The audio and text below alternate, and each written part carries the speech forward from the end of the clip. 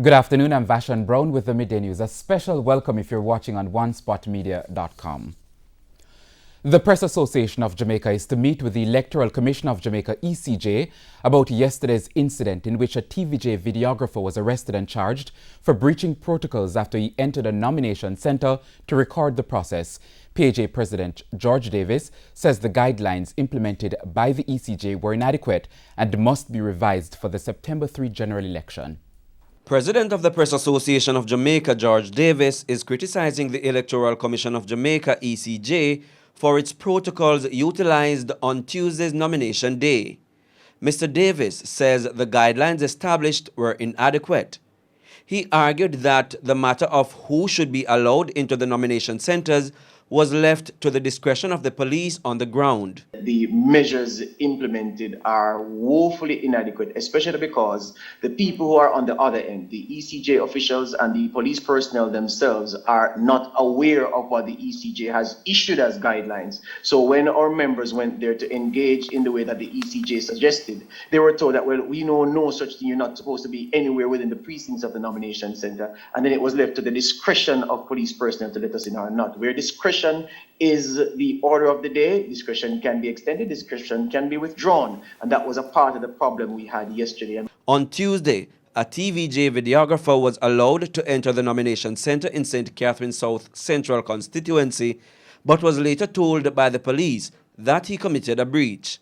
Mr. Davis argues that protocols should not prevent the media in any way from capturing the process. Nomination day is like a sport. It is a spectacle. That's all it is about. Otherwise, they would call individuals into private rooms to complete their nomination process. You want to see that candidate sign the nomination form. You want to see that candidate, whether Labourite, paying with Donald Sampson notes or Hugh Shearer notes. You want to see the comrade paying with Joshua notes and saying he wouldn't take any other denomination, any other kind of currency there. You want to see those things. That's what nomination day is. So how could we be put in a position to capture those images that we ordinarily do, even as we understand that COVID-19 prevents the kind of engagement that we are used to? He wants the guidelines to be reviewed to facilitate the media for the general election on September 3.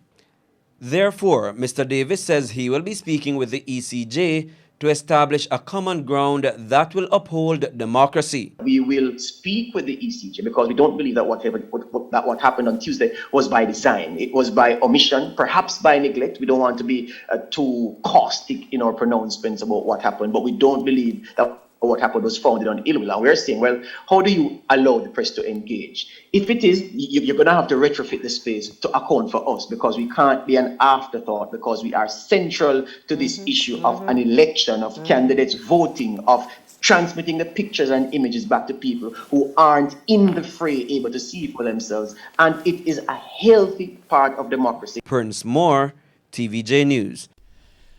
Based on election campaign activities, Jamaica could be at further risk for an increase in COVID-19 cases within the next 3 weeks. Now, that's according to Associate Professor of Occupational Health and Safety at UTEC, Dr. Alverston Bailey. Dr. Bailey says this significant spike in community spread could also put a strain on public health resources. Here's Shamela Pulen. During nomination day on Tuesday, there were large gatherings from both the Jamaica Labour Party JLP and the People's National Party PNP. This comes as Jamaica continues to record increased COVID-19 cases. Dr. Alverston Bailey is an Associate Professor of Occupational Health and Safety at the University of Technology, UTEC. Dr. Bailey is concerned that during nomination activities, COVID-19 protocols were ignored. He says if persons on the campaign trail continue to pay little regard to COVID-19 prevention measures, a significant rise in cases is inevitable. Say around September 14 or 17, we will see a tremendous increase in community spread of the virus, with possibly a run on our hospitals and our health centers as persons become infected of the virus, and the campaign has just started. If what I saw today continues, we are heading for serious trouble. In addition, Dr. Bailey says, based on the design of vuvuzelas, which persons would use during the campaign activities, it poses a high risk for the spreading of the virus. These were not just a bunzela. They look like trombones that people were blowing. And there's no doubt in my mind that there are spume droplets all over the place.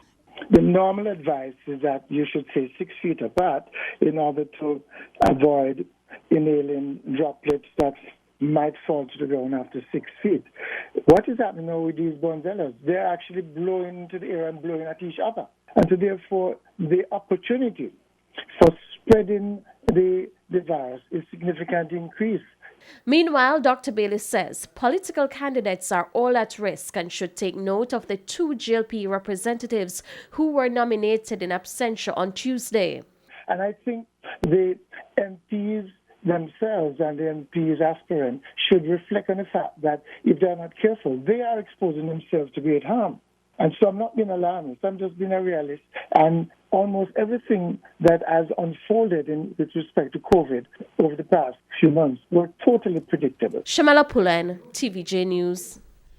A Portland man has been charged in connection with the murder of his wife. Everton Macdonald, the husband of 32-year-old Tonya Macdonald, the businesswoman who was found dead in Portland last month, has been charged with conspiracy to murder. O'Shane Masters has this TVJ News follow-up.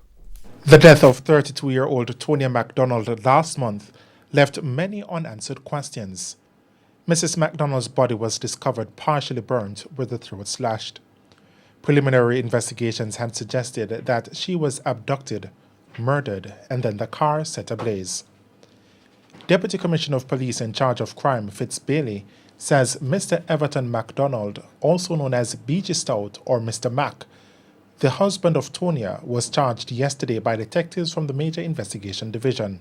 Also charged with him were Oscar Barnes, O.C. Tiny, aged 30 years old, of Epsom District, Anata Bay, St. Mary, and Denvalin Minot, O.C. Bubble, 56 years old, fisherman of Ranch Hill, Portland.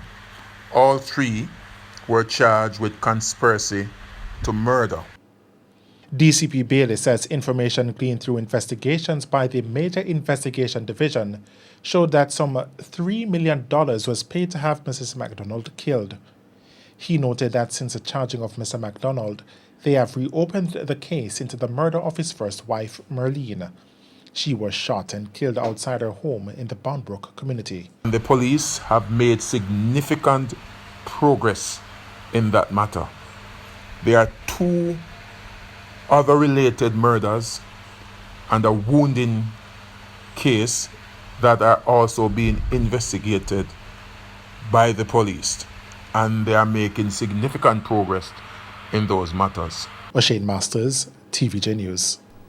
And we now take a break on the midday news, but please stay with us. We'll be right back.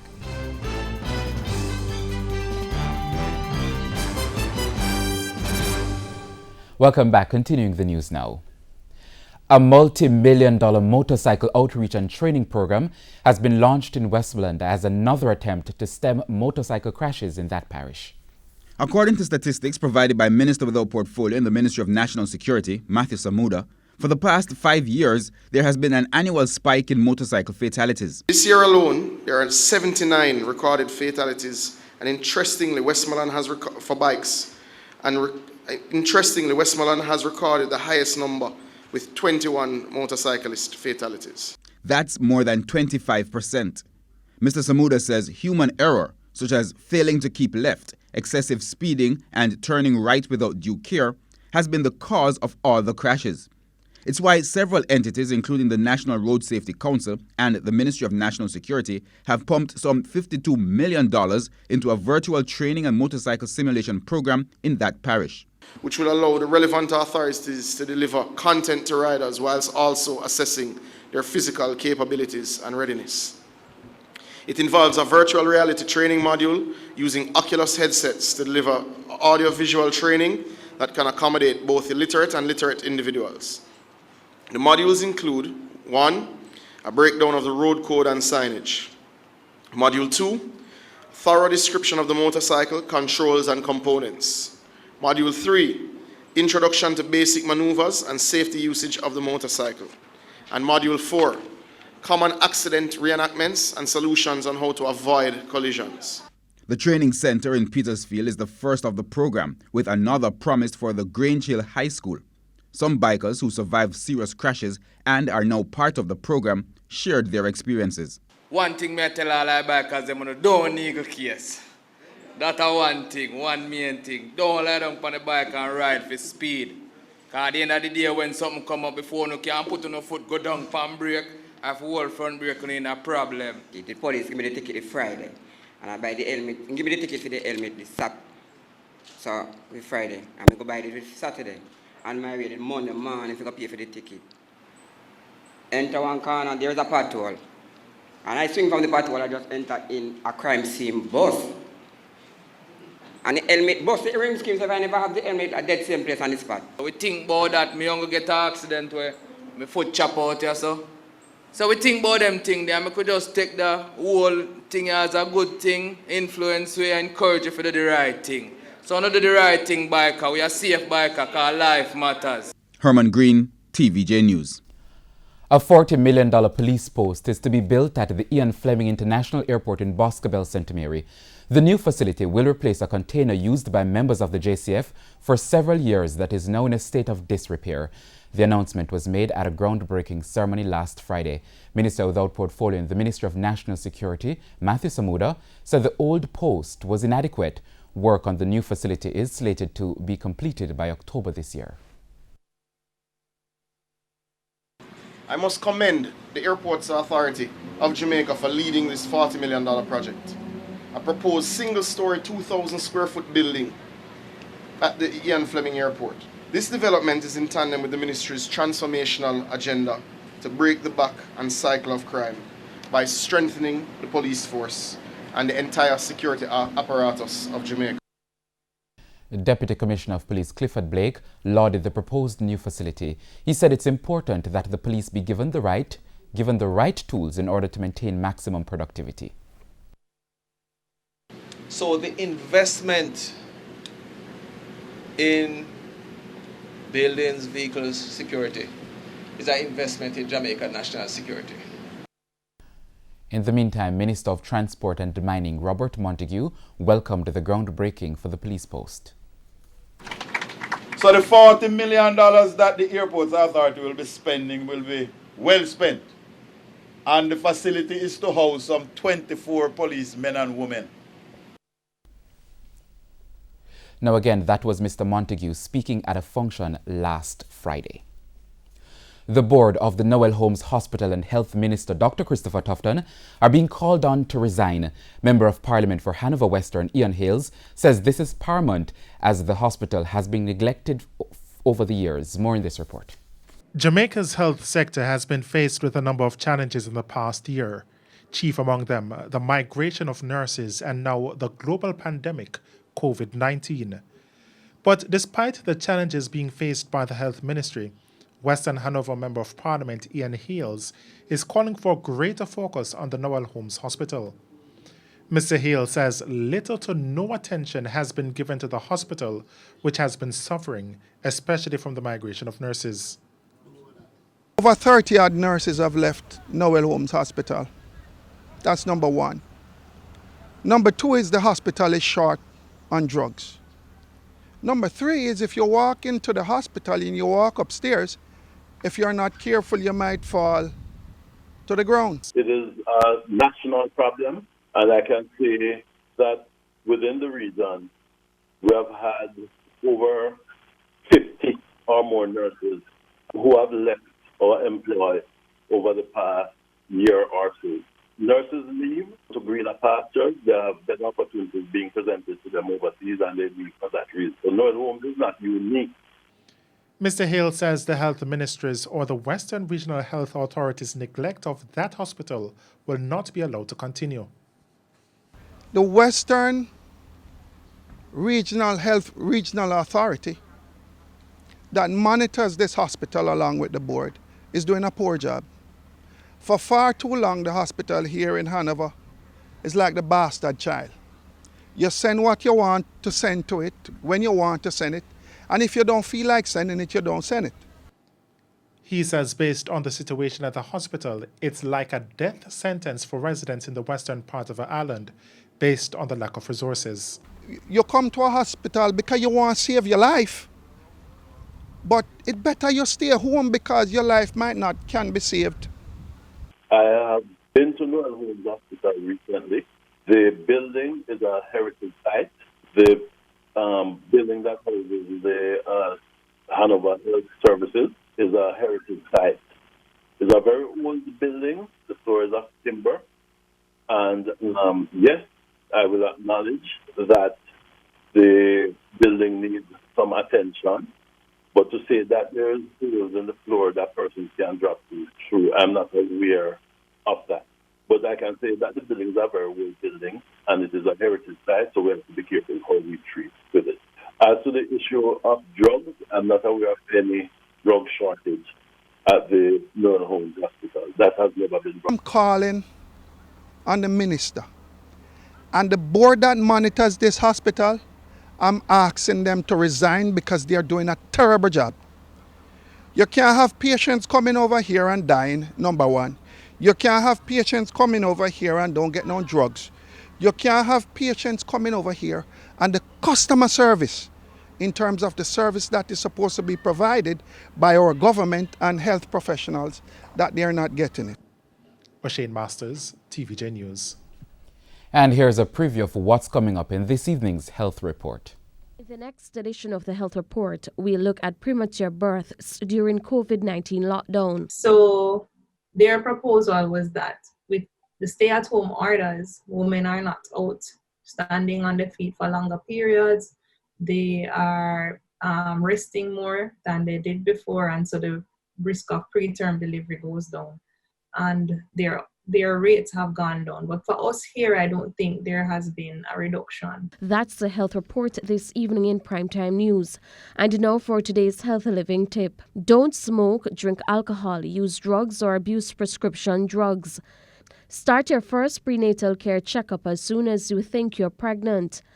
Get treated for chronic health conditions like high blood pressure and diabetes, and protect yourself from infections. It's now time for sports. At sports time, the Jamaica Talwas had reached 73 for 2 after 9 overs against the St. Lucia Zouks in match number 3 of the Caribbean Premier League at the Brian Lara Cricket Academy in Trinidad. Earlier, after being sent into bat, the Zouks posted 158 for 7 of their 20 overs, with Ruston Chase top scoring with 52. Majib Uraman and Verasamy Pramal led the way with 2 wickets each for the Talwas. The Talwas are searching for their 9th victory over the Zouks in the history of the CPL. The Talwas will play their second match of the tournament against the Trinbago Knight Riders on Thursday.